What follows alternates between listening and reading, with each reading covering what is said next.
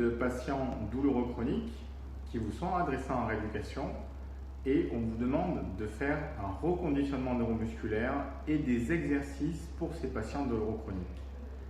Est-ce que vous vous êtes posé la question de savoir pourquoi on vous demandait de refaire de l'activité pour ces patients et quel est l'impact sur la douleur? Je vous laisse un peu réfléchir. Vous avez raison, c'est la fatigue. Il y a en effet beaucoup de patients douloureux chroniques qui sont dans un contexte de fatigue.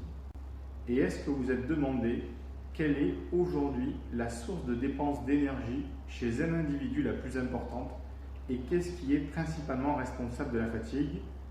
Un peu de réflexion, c'est la station debout. En effet, la station debout est l'élément chez le bipède qui entraîne le plus de dépenses d'énergie et qui produit le plus de fatigue.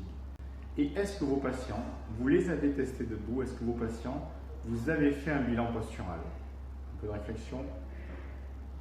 Ben non, c'est dommage parce que le bilan postural en effet est accessible, simple à mettre en place et souvent c'est le premier état au niveau de l'évaluation à mettre en place justement pour tester ces patients douloureux chroniques.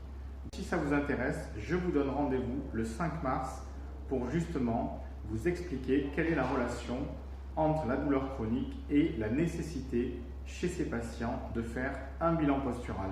À bientôt.